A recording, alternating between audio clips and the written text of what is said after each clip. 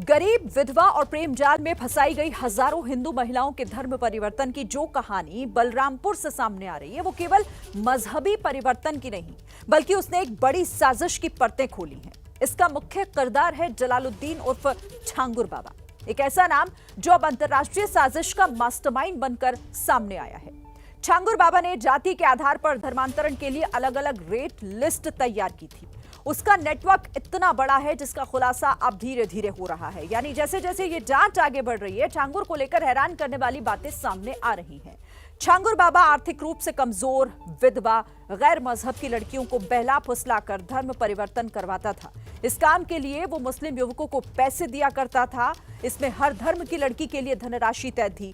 छांगुर को लेकर खुलासे तो हर दिन हो ही रहे हैं। जो अब चीजें सामने आ रही हैं वो वाकई हैरान करती हैं। सबसे बड़ा खुलासा इसमें यह है कि छांगुर बाबा का पूरा गैंग धर्मांतरण के लिए कोड वर्ड का इस्तेमाल करता था। कोड वर्ड प्रोजेक्ट का मतलब था लड़कियां, मिट्टी पलटना मतलब धर्मांतरण कराना, काजल करना मतलब मानसिक रूप से प्रभावित करना, और दर्शन मतलब धर्मांतरण के लिए जो आते हैं उन्हें छांगुर बाबा से मिलवाना।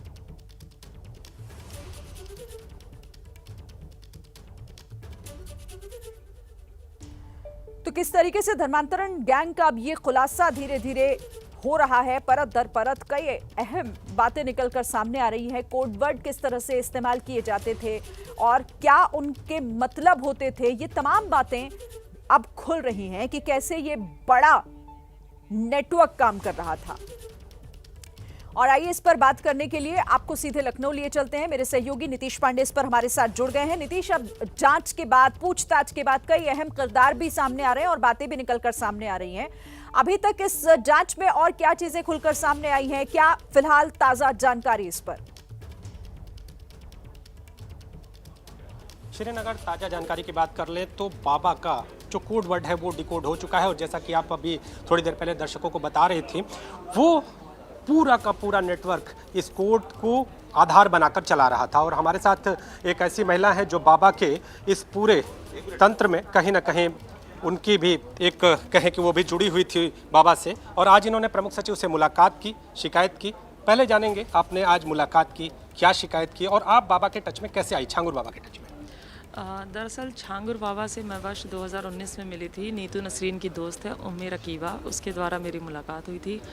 तब मैं मिली थी उनसे, और मेरे पास जो बंदा आया था वो अमित उर्फ अबू आमिर अंसारी आया था। इसने अपने आप को हिंदू इंट्रोड्यूस कराया था, हिंदू बन के आया था। इसकी फैमिली पूरी हिंदू बन के आई थी मेरे पास, तब मेरी बातचीत हुई थी उनसे।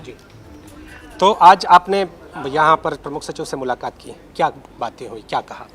मैंने प्रमुख सचिव साहब से मैंने उनसे गुहार लगाई है कि जिन पीड़िताओं का शोषण हुआ है, सबसे पहले शोषण करने वालों को गिरफ्तार किया जाए। उनकी गिरफ्तारी बहुत ज़रूरी है, क्योंकि उनसे बहुत से खुलासे होंगे, क्योंकि ये आज का धर्मांतरण का खेल नहीं चल रहा है, ये बहुत 40 साल पुराना खेल चल रहा है। और इसमें बहुत से लोग अभी निकल के सामने आएंगे जो गिरफ्तारी लेवल अगर आप बात करेंगे तो 40 से 50 आराम से चला जाएगा। इसमें ऐसे लोग इसमें मौजूद हैं। अब आप बाबा से मिली, छांगुर बाबा से आप मिली, तो उस दौरान उनके आसपास कितने लोग मौजूद थे? और पूरी बात हम जानना चाहेंगे कि आप उनसे पहुंचती है, मिलने का समय मिला या फिर सीधे मिलने पहुंच गई, क्या रहा? छांगुर बाबा से मिलने के लिए अबू आमिर अंसारी की बहन उम्मे रकीबा वो मुझे लेकर गई थी चांदौलिया दरगाह पे, उतरौला में। उन्हीं के घर पे एक छोटा सा कमरा था, कमरे में 25-30 महिलाएं, लड़कियां ये मौजूद थीं, और छांगुर बाबा मौजूद था, और नीतू थी, नीतू उर्फ नसरीन जी, वो मौजूद थी वहाँ पे। बाबा से क्या बात हुई? पहली बात अगर आपसे, तो आप जब आप उनसे मिली तो क्या बात की छांगुर बाबा से? जब मेरी मुलाकात हुई तो मेरी मुलाकात नीतू से पहले हुई।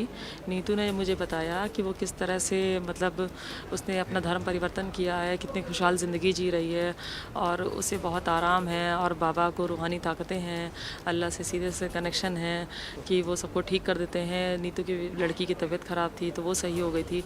इस तरह से नीतू ने बात करी। फिर बाबा से मेरी बहुत ज़्यादा नहीं, बस बहुत बात हुई कि हिंदू धर्म में कुछ नहीं रखा है, बुत परस्ती वाला होता है, पत्थरों की पूजा करने से कुछ नहीं होता है, पत्थर के आगे माथा टेकने से कुछ नहीं होता है, इस धर्म में बहुत खुशहाली है, यहाँ कोई परेशान हाल नहीं होता है, सब एक दूसरे की आर्थिक रूप से मदद करते हैं, हिंदू समाज में कुछ नहीं होता है, कोई किसी के लिए कुछ नहीं करता है। बताया आपने कि रूहानी ताकतों का एक कहे कि उनके ऊपर बहुत उनकी ताकतें थी, उनके पास रूहानी ताकतें, तो क्या बाबा उस तरह की हरकतें भी करता था? ऐसी भी चीज़ें जब आप उनसे मिली, जो क्या रहा, जो अगर उनकी बॉडी लैंग्वेज की बात करें तो उस दौरान कुछ ऐसी चीज़ें आपने देखी, कैसे जाना आपने कि रूहानी ताकतें हैं उनके साथ? देखिए, मुझे नीतू ने बताया है, उम्मे रकीबा ने बताया है। मैंने उस तरह से उन्हें देखा नहीं है, लेकिन हाँ, वो दुआ करते हैं, दुआ मैंने देखी है कि दुआ किसी को कुछ मतलब पढ़ते हैं, पढ़ के फूंक देते हैं, इस तरह से वो कर रहे थे। पढ़ के फूंक दे रहे थे? हाँ। अच्छा, एक और चीज़ जानना चाहेंगे, आमतौर पे जो महिलाएं थी उनकी आर्थिक स्थिति क्या थी और आप उनसे जुड़ी तो उस वक्त क्या आपको कोई लाभ हुआ, लाभ समझ में आया या क्या रहा? दरअसल इसमें दो तरह का जाल में फंसाने का तरीका होता है। एक प्रेम जाल द्वारा, एक आर्थिक रूप से, दो तरीके से फंसाते हैं और इनके गैंग के सक्रिय सदस्य होते हैं, वो काम करते हैं। ये खुद नहीं करते हैं, ये करवाते हैं काम को। जो इनके सक्रिय सदस्य होते हैं उनको ये कहते हैं तुम्हें ऐसे करना वैसे करना, जो भी उनसे बात होती है वो इंटरनल इस तरह से काम होता है। ये गैंग का सरगना है। सक्रिय सदस्य अभी भी बाहर घूम रहे हैं, आज भी वो अपने काम को अंजाम दे रहे हैं, आज भी वो अपना काम कर रहे हैं। आपके घर में कितने लोग थे? नहीं, मेरे घर से क्या ताल्लुक है इस चीज़ का? तो आपने चूंकि जिस तरह से उनका जुड़ाव था तो आप फिर आपकी एक कहे कि अपनी मानसिक स्थिति क्या बनी मिलने के बाद? देखिए, मिलने के बाद बहुत मेरी अजीब सी स्थिति थी, मैं बहुत परेशान हुई, डिस्टर्ब हुई। फिर अबू आमिर की जो माँ हैं सईदा खातून, इन्होंने मुझसे कहा कि कोई कार्रवाई करोगी, अगर तुम एफआईआर दर्ज करोगी तो तुम्हारी बदनामी होगी, तुमको तुम्हारा ही समाज मतलब बदनाम कर देगा और बहिष्कार करेगा तुम्हारा, और कोई तुम्हारी सुनवाई नहीं होगी, परेशान हाल रहोगी। यहाँ पे रहोगी तो तुम अपनी आस्था के अनुसार रह सकती हो, तुम्हें कोई ज़ोर ज़बरदस्ती तुम्हारे साथ नहीं की जाएगी। यानी इस्लाम कबूल न करने पर धमकियों की भी बात आती थी, इस तरह से कहा जाता था कि भाई मानसिक तौर पे कि अगर ऐसा नहीं करते हो आप तो आप परेशान रहोगे। बिल्कुल, बिल्कुल ऐसा होता था। और इनका काम ही है हिंदुस्तान को इस्लामिक राष्ट्र बनाने का, इनका मोटिव ही यही है। अगर आप बात करेंगे, अभी भी जनसंख्या नियंत्रण पे रोक के लिए कहा गया, हम दो हमारे दो, लेकिन इनका कहना है कि चूँकि ऑपरेशन में 3 से ज़्यादा बच्चे हो नहीं सकते तो हम दो हमारे 3 पे चल रहे हैं। तो इसके अलावा अगर हम और भी चीज़ें जानना चाहें कि जैसे आप उनसे जुड़ी तो क्या कुछ पैसे वैसे भी उन्होंने कहे कि पैसे भी हम देंगे, या पैसे की बात कहाँ से? दरअसल मैंने बताया 2 तरह का खेल होता है। जो प्रेम जाल में फंसाते हैं उनसे तो पैसों की कोई बात नहीं होती है, और जो आर्थिक रूप से कमज़ोर वर्ग होता है उनसे पैसों की बात होती है कि हम लोग तुम्हारी मदद करेंगे, तुम्हें परेशान हाल नहीं रहने देंगे, तुम खुशहाल रहोगे यहाँ पे, इस तरह से उनको आश्वासन दिया जाता है। लेकिन अगर बात करें जो फ़ंड आता है तो फ़ंड किसी पीड़िता को नहीं दिया जाता है। फ़ंड का जो रहता है वो गैंग के जो सक्रिय सदस्य हैं जो इस काम को अंजाम देते हैं उनको मिलता है। जैसे सपोज दैट कोई भी बीमार हाल या परेशान हाल, आर्थिक रूप से कमज़ोर उनके पास अगर चला गया तो फट से वो उसको 1000, 2000, 500 रुपये जैसे जो हुआ तुरंत दे देते थे कि ये मदद दिखाने के लिए, देखो हम लोग तुम्हारी मदद करते हैं, जो कि तुम्हारे समाज में मदद नहीं की जाती है। एक और चीज़ जानना चाहेंगे कि जब आप कमरे में पहुंची तो उस दौरान बाबा के इर्द गिर्द कौन था? छांगुर बाबा के इर्द गिर्द कौन था? कितने लोग, अगर संख्या की बात करें तो दाहिने और बाएं तरफ कितनी संख्या थी? और बाबा का आसन लगा था या बाबा ज़मीन पे था, क्या था?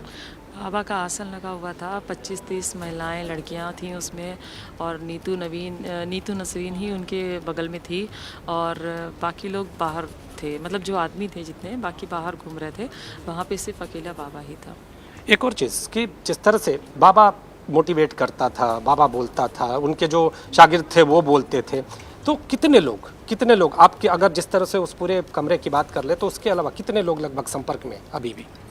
देखिए, अगर बात करें तो हमारी तो हम नीतू को जानते हैं, नवीन को जानते हैं, बाबा को जानते हैं, उस गैंग में जो उतरौला में था। उसके अलावा बाकी जो अमित उर्फ अबू आमिर अंसारी हैं, इनका परिवार पूरा इस गैंग का सक्रिय सदस्य है। इनके परिवार द्वारा धर्मांतरण का काम बटा हुआ है सबका, दीनी शिक्षा दीक्षा करना, लड़कों का